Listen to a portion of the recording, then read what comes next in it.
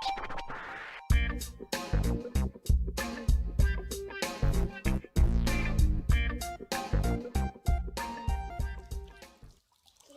a favor da vida. Olá, eu sou o professor Claudinei e vamos falar sobre propriedades físico-químicas dos hidrocarbonetos. O objetivo dessa aula é compreender as diferentes propriedades físico-químicas de alcanos, alcenos e alcinos, com base nas interações intermoleculares, estimar as propriedades das substâncias com base nas propriedades físico-químicas dos hidrocarbonetos que a constituem. Considerando que hidrocarbonetos são compostos formados unicamente por carbono e hidrogênio, poderíamos pensar que as propriedades físicas e mesmo químicas desses compostos são bastante semelhantes. No entanto, o que observa na prática é uma grande variação nessas propriedades, como a solubilidade em água, a densidade e a temperatura de ebulição utilizada para separar as frações do petróleo. Nesse tópico, nós vamos abordar mais detalhadamente as propriedades físico-químicas dos alcanos e os modelos utilizados para explicá-los, visto que o comportamento dos alcanos é bastante semelhante ao comportamento dos alcenos e alcinos. Algumas generalizações podem ser realizadas. São comuns, né, notícias sobre acidentes ambientais causados pelo derramamento de petróleo em oceanos, como aconteceu no Nordeste brasileiro em 2019, onde manchas gigantes de petróleo proveniente da Venezuela se espalharam pelo mar. Segundo o Instituto Brasileiro do Meio Ambiente e dos Recursos Naturais Renováveis, o IBAMA, mais de 150 localidades de 9 estados foram atingidas pelas borras expressas do óleo, poluindo água, areia e comprometendo todo o ecossistema, configurando o que já é considerado o maior acidente ambiental em extensão litoral do Brasil. Acidentes como esses podem trazer sérios problemas para a vida marinha, uma vez que o óleo não se mistura à água e permanece na superfície, impedindo aí, por exemplo, a dissolução do oxigênio na água. Nós temos aí algumas figuras, né, mostrando aí esse acidente, na verdade, do Nordeste brasileiro em 2019. Compreender as propriedades físico-químicas dos alcanos, né, como a temperatura de fusão e temperatura de ebulição, densidade e solubilidade em água, é essencial em situações como essa, em que autoridades responsáveis precisam definir as ações mais adequadas para limpar as manchas de petróleo que contaminam os oceanos e atingem as praias e afetam o ecossistema marinho. Os alcanos puros são incolores e podem ser encontrados em diferentes estados físicos da matéria, nas condições ambiente, como se pode constatar nos produtos da destilação fracionada do petróleo. Os líquidos, eles têm cheiro característico, como a fração que forma a gasolina, por exemplo. Os sólidos e os gasosos, eles são inodoros, eles não têm cheiro. O butano, por exemplo, é um gás que compõe o gás de cozinha, o GLP, gás liquefeito de petróleo. Por ser altamente inflamável, é recomendado que o GLP seja armazenado longe do calor, de chamas e em locais ventilados. Além disso, por medida de segurança, adiciona-se ao gás de cozinha mercaptanas, mercaptanas, que é uma classe de compostos orgânicos que contém enxofre e o odor ele é percebido em baixas concentrações, né? Tão baixas assim quanto 20 partes por bilhão. Isso permite que eventuais vazamentos sejam rapidamente detectados e controlados, evitando explosões. Então, esse cheiro característico do gás de cozinha, ele não é do gás, ele é colocado lá, né? Que na verdade aí são mercaptanas, né? Classe de compostos orgânicos que contém enxofre.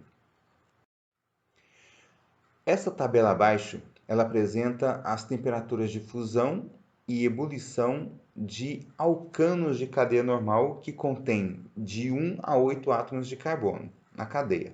Né? Observe-se que, de modo geral, as temperaturas de fusão e de ebulição dos alcanos apresentam progressivamente com o tamanho da cadeia carbônica. Então, considerando como exemplo o butano e o pentano, um único átomo de carbono ele define a mudança do estado físico de gasoso para líquido, aqui em condições ambientes. Né? Professor, como assim? Olha aqui, eu tenho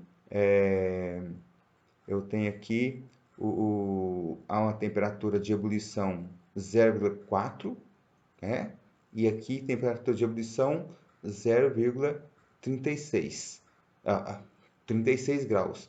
Então, aqui eu defino aqui o estado físico de gasoso para líquido nas condições ambientes, certo? Uma vez que nas condições ambientes, geralmente estamos aí na média de 25 graus, né? Aqui no Brasil, no país litoral. Para explicar esse comportamento aqui, é preciso compreender como ocorrem as interações intermoleculares de cada composto. Né? Vamos lá. Hidrocarbonetos são substâncias apolares cujas moléculas interagem entre si por meio de interações do tipo instantâneo de polo induzido ou forças de London. Essas interações, elas resultam da movimentação de elétrons ao redor dos átomos, que temporariamente criam um dipolo capaz de induzir distorções nas nuvens eletrônicas de moléculas vizinhas.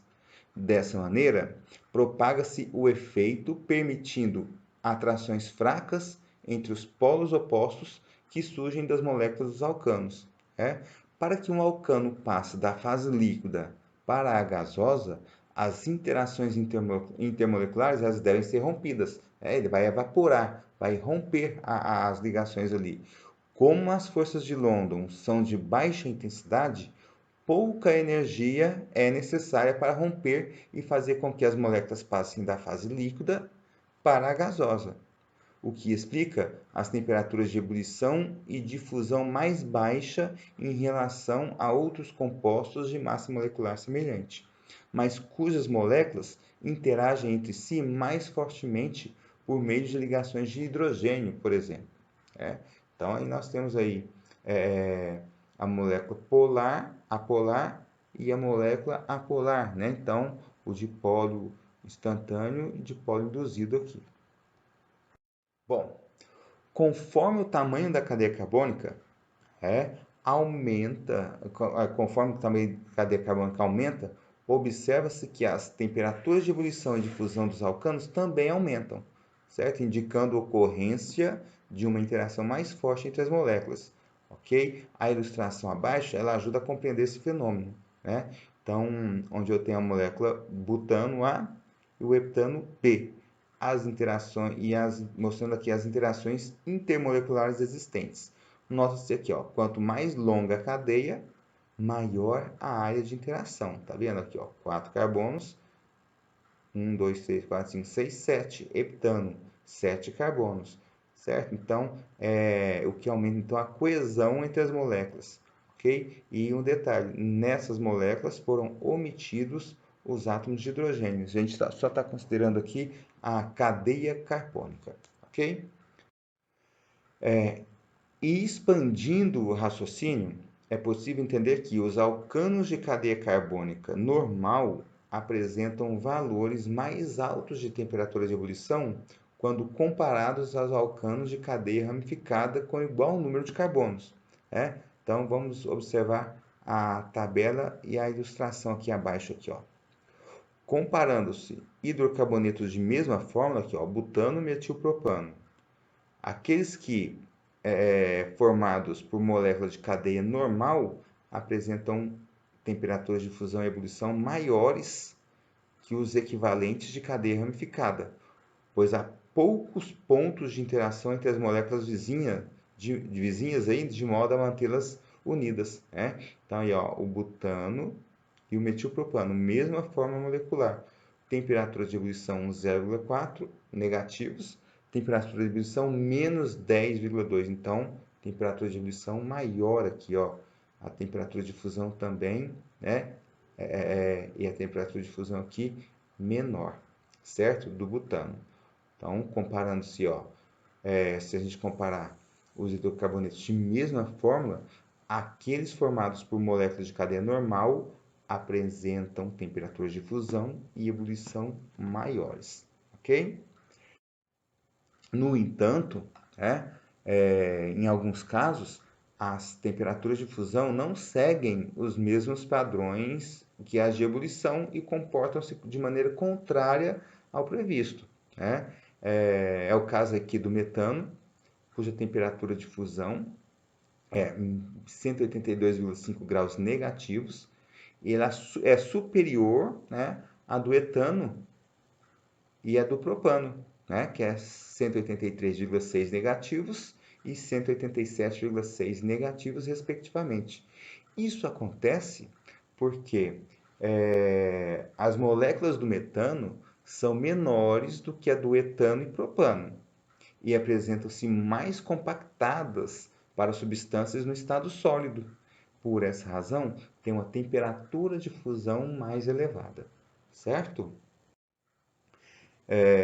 Aqui nós temos a representação das cadeias carbônicas de duas moléculas, né? O butano e o metilpropano, aí, ó, mostrando as interações intermoleculares existentes. Ó. Mesmo havendo diversas possibilidades de encaixe entre as moléculas, a presença do substituinte diminui com a interação intermolecular, certo? Aqui, ó, o substituinte, no caso, que eu falo aqui, ó, metil, metil, metil, certo? Então, eu tenho um substituinte aqui, uma ramificação, né, posso dizer, que aqui a presença do substituinte diminui a área de interação. Olha a área de interação aqui, ó, esse vermelhinho, ó, bem maior do que essa área de interação. Porém,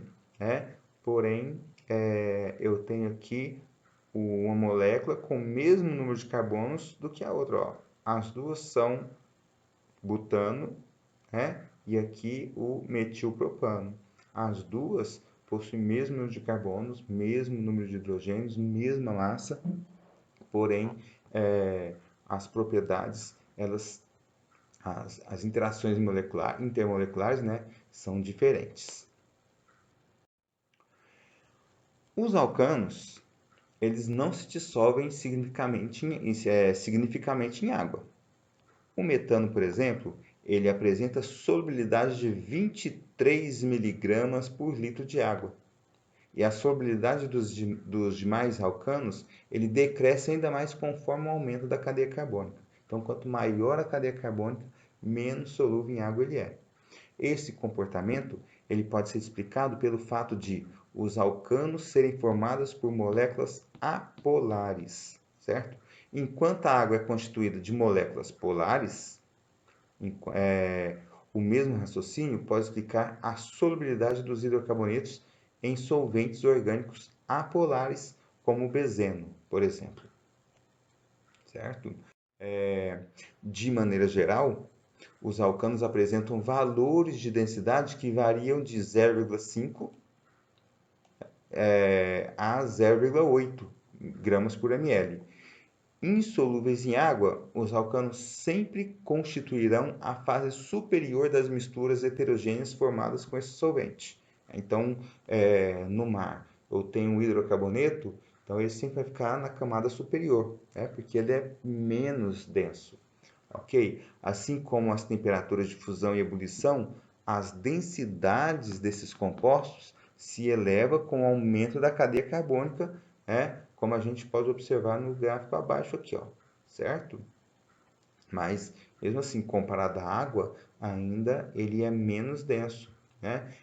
Desastres ambientais, como que a gente apresentou no início da aula, evidenciam essas propriedades físico-químicas dos alcanos que são resultantes do tipo de interação intermolecular que eles apresentam, né? Por serem solúveis em água e menos denso do que ela, o óleo derramado nos oceanos fica disperso aí na superfície, tá bom? De maneira geral, é possível aí generalizar as propriedades físico-químicas de alcanos para alcenos e alcinos, devido aí às semelhanças estruturais existentes. Por exemplo, suas temperaturas de fusão e ebulição também aumentam de acordo com o aumento de suas cadeias carbônicas. No entanto, as insaturações presentes nesses compostos, elas não são mais polarizáveis que as ligações simples dos alcanos, o que torna as interações intermoleculares mais fortes, ok? Em razão disso, as temperaturas de fusão e ebulição dos alcinos são ligeiramente maiores do que a dos alcenos, correspondentes do mesmo modo, alcenos possuem temperaturas de fusão e ebulição maiores do que a de alcanos correspondentes. Correspondentes é o que eu falo assim com o mesmo número de carbonos, tá? Quanto à solubilidade em água e a densidade, os alcenos e os alcinos também se assemelham aos alcanos. Por apresentarem moléculas fortemente apolares, alcenos e alcinos são insolúveis em água e, por serem menos densos que ela, também formam a fase superior das misturas heterogêneas com esse solvente. A gente está falando da água. No entanto, alcanos, alcenos e alcinos são miscíveis entre si e em solventes apolares. Falamos aí sobre o benzeno, anteriormente, formando aí misturas homogêneas.